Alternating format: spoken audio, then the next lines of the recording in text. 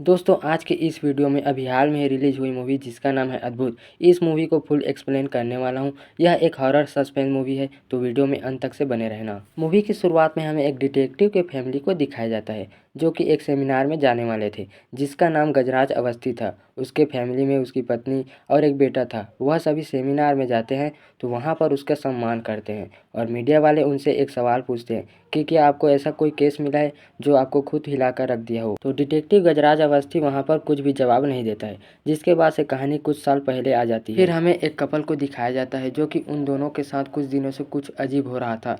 फिर वह दोनों डिटेक्टिव गजराज अवस्थी को बुलाया था।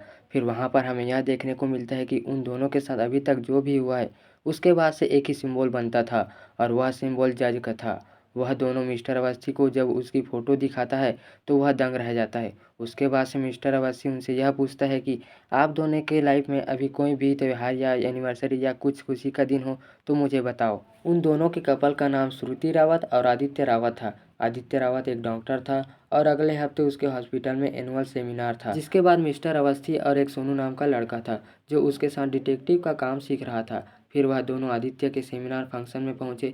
फिर जब आदित्य उस सेमिनार में कुछ बोलने वाला था फिर वह सभी लाइट बंद चालू होने लगा और पंखा फुल रफ्तार में घूमने लगा। फिर अचानक से पंखा टूटकर आदित्य की तरफ बढ़ने लगा और आदित्य का किस्मत अच्छा था कि बच गया, लेकिन वहां पर भी वही जज वाला सिंबल बन गया जो पंखे से बना था और मिस्टर अवस्थी यह देखकर हैरान हो गया। फिर वह इधर उधर नजर घुमाया तो उसे एक लड़की के ऊपर डाउट हुआ। फिर अगले दिन सीसीटीवी कैमरा पर उसे देखा तो मिस्टर अवस्थी बोलने लगा कि मैंने इसे पहले भी देखा है, लेकिन उसे याद नहीं आ रहा था। फिर उसे याद आया कि उसे जज में देखा था। फिर उसके बारे में जानकारी इकट्ठा करते हैं तो पता चलता है कि उसका नाम मैरी मैथ्यूज है और वह एक आशा फाउंडेशन के लिए काम करती है जिसमें वह विकलांग लोगों की मदद करती है और इसके अलावा और कुछ भी जानकारी नहीं मिलती है। फिर मिस्टर अवस्थी सीधा पूछताछ के लिए मैरी मैथ्यूज के पास जाता है। उससे यह पूछता है कि क्या आप आदित्य रावत को जानती हो, तो उस जवाब में वह ना कहती है। फिर उस सेमिनार में क्यों गई थी यह पूछने पर मैरी मैथ्यूज बताती है, हमारी संस्था बहुत दिनों से किसी मेडिकल या फिर हॉस्पिटल से जुड़ने की कोशिश कर रहे हैं क्योंकि विकलांग लोगों को कोई नहीं देखता है। मैरी मैथ्यूज और भी हॉस्पिटल की सेमिनार में गई थी, उसकी भी जानकारी देती है। उसके बाद से मिस्टर अवस्थी जज जाने वाली बात भी पूछते हैं तो वह बताते हैं कि हम हर वेडनेसडे जज जाते हैं ताकि विकलांग लोगों को कहीं से भी जीने की आशा मिल सके। उसके बाद से मिस्टर अवस्थी और सोनू अगले दिन से दोनों यानी कि आदित्य रावत और मैरी मैथ्यूज पर नजर रखने लगे, जिसके बाद वह दोनों आदित्य रावत और मैरी मैथ्यूज को बीच रास्ते में बात करते हुए देखते हैं जो कि कॉन्सिडेंस था क्योंकि वह दोनों पैदल चलते हुए टकराए थे। फिर भी से मिस्टर अवस्थी उन दोनों की फोटो क्लिक कर लेते फिर अगले दिन मिस्टर अवस्थी आदित्य रावत से पूछता है कि मैरी मैथ्यूज को तुम कैसे जानते हो, तो आदित्य रावत ने साफ मना कर दिया कि मैं उसे नहीं जानता हूँ।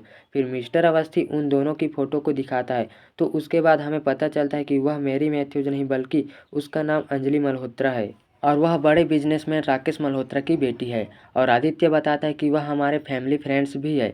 फिर जिसके बाद से मिस्टर अवस्थी कंफ्यूज हो जाता है। फिर अगले दिन जब सोनू को मैरी मैथ्यूज पर नज़र रखने के लिए कहा था तो सोनू को मिस्टर अवस्थी पूछता है कि तुम्हें तो नज़र रखने के लिए कहा था ना। फिर वह बताता है कि मैरी मैथ्यूज पूरे ग्रुप के साथ प्रोटेस्ट करने गई है मीन मार्केट और आसपास। फिर यह सुनते ही मिस्टर अवस्थी वहां से अपनी स्कूटर में निकल जाता है। वहीं दूसरी तरफ आदित्य रावत की पत्नी श्रुति रावत कुछ अलग ही हरकत कर रही थी। वह सीधा अपने घर की बिल्डिंग से नीचे कूद जाती है, जिसे आदित्य रोकने की बहुत कोशिश करता है, लेकिन वहां से कूदने पर भी वह नहीं मरती है। वह उठकर इतना तेज भागती है कि आदित्य अपने कार में 100 की स्पीड में रहने के बावजूद भी उसे नहीं रोक पाता है। फिर वह श्रुति बीच रास्ते में खड़े हो जाती है और उधर से एक ट्रक आ रहा होता है और जैसे ही ट्रक टकराने वाला होता है वैसे ही मिस्टर अवस्थी वहां आकर उसे बचा लेता है। फिर उसके बाद मिस्टर अवस्थी आदित्य को यह बताता है कि श्रुति को एक बीमारी है जिस कारण से वह ऐसा करती रहती है। जिसके थोड़ी देर बाद वहाँ एक लेडी डॉक्टर आती है जो अभी श्रुति का इलाज कर रही थी। वह बताती है कि श्रुति बिल्कुल ही ठीक है और वह प्रेग्नेंट भी है। जिसके बाद से डॉक्टर और मिस्टर अवस्थी वहाँ से चले जाते हैं। फिर उसके बाद आदित्य श्रुति से पूछता है कि यह सब कैसे हुआ, मतलब कि हमारे बीच तो कुछ नहीं हुआ था ना।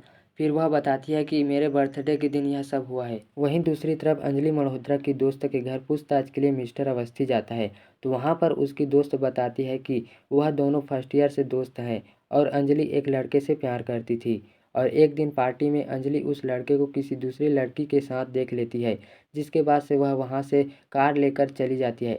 फिर वह बताती है कि अंजलि का जब 1-2 दिन से कॉल नहीं आया तो वह उसके घर गई थी। तो वहाँ पर उसे पता चलता है कि उस रात उसकी एक्सीडेंट हुई थी। फिर मिस्टर अवस्थी उस एक्सीडेंट के रिपोर्ट को सोनू से कहकर थाने से मंगवाया। उसमें यह लिखा था कि उसकी एक्सीडेंट ट्रक से टकराने पर हुई है और वह ड्राइवर वहीं के नज़दीकी गुड लाइफ हॉस्पिटल में एडमिट करवाया। उसके बाद और कुछ भी नहीं लिखा था। फिर मिस्टर अवस्थी समझ गया कि वह रिपोर्ट ही गलत है और वह good life hospital Aditya Rawat का था। उसके बाद मिस्टर अवस्थी सीधा पूछताछ के लिए राकेश मल्होत्रा के पास जाता है। राकेश मल्होत्रा से उसकी बेटी के एक्सीडेंट वाले बात को पूछता है, जिसमें राकेश मल्होत्रा बताता है कि वह तो सभी पुलिस रिकॉर्ड में है। फिर मिस्टर अवस्थी कहता है कि मुझे सच जानना है, जिसके बाद राकेश मल्होत्रा थोड़ा गुस्सा हो जाता है। लेकिन वह राकेश मल्होत्रा उस एक्सीडेंट के बारे में बताता है कि वह उस एक्सीडेंट के बाद अंजलि कुछ अलग ही व्यवहार कर रही थी और वह चाहती थी कि वह अपने जैसे पेशेंट की मदद करे। फिर वह उसी काम में जुट गई। फिर वहाँ पर हमें यह पता चलता है कि अंजलि को गुड लाइफ हॉस्पिटल में आदित्य ने ही इसका इलाज किया था और यह भी पता चलता है कि मेरी मैथ्यूज और अंजलि मल्होत्रा दोनों एक ही है। फिर मिस्टर अवस्थी श्रुति रावत से कुछ पूछताछ करने के लिए गया था, क्योंकि श्रुति रावत शादी से पहले आदित्य के साथ ही डॉक्टर का काम करती थी।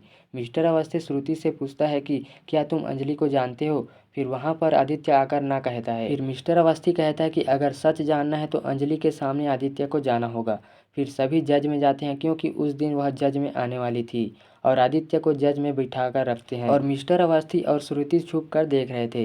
फिर अंजलि वहाँ पर आती है लेकिन कुछ भी नहीं करती है, वहाँ से चली जाती है। लेकिन थोड़ी देर बाद वह फिर से आती है और अपनी शक्ति से आदित्य को हवा में उछाल लेती है, जिसके बाद से दोनों दंग रह जाते हैं। उसके बाद श्रुति चिल्लाते हुए आदित्य की तरफ आती है तो अंजलि उसे देखकर भाग जाती है, जिसके बाद आदित्य और श्रुति मिस्टर अवस्थी को और इन्वेस्टिगेशन करने के लिए मना कर देते हैं। लेकिन मिस्टर अवस्थी उस केस को नहीं छोड़ा था।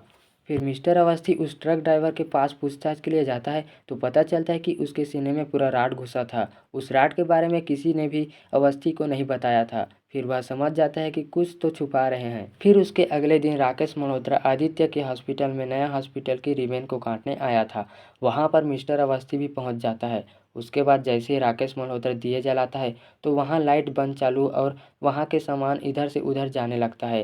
तभी वहाँ पर अलग ही रूप में अंजलि आती है और अपनी शक्ति से राकेश मल्होत्रा और आदित्य को मारने लगता है। उसके बाद श्रुति को जान से मारने वाली थी, तभी वहाँ पर एक बूढ़े और बुढ़िया आती है और अंजलि को रोकते हैं तो वह रुक जाती है। जिसके बाद से हमें पता चलता है कि अंजलि के शरीर में एमी की आत्मा है, जो इन दो बूढ़े और बुढ़िया की बेटी थी, जिसे यह तीनों मिलकर के उसके हार्ट को निकाला था और अंजलि मल्होत्रा के शरीर में डालकर अंजलि की जान बचाई थी। जिसके बाद से इन तीनों को गिरफ्तार कर लिया जाता है और 6 महीने बाद श्रुति जेल में ही एक बेटे को जन्म देते हैं, जिसे मिस्टर अवस्थी अपने साथ ले जाता है, क्योंकि उनके कोई भी बेटे नहीं थे। तो इसी के साथ यह मूवी भी खत्म हो जाती है। तो आज के लिए बस इतना ही। तो मिलते हैं नेक्स्ट अनदर वीडियो में। तब तक के लिए जय हिंद, जय भारत।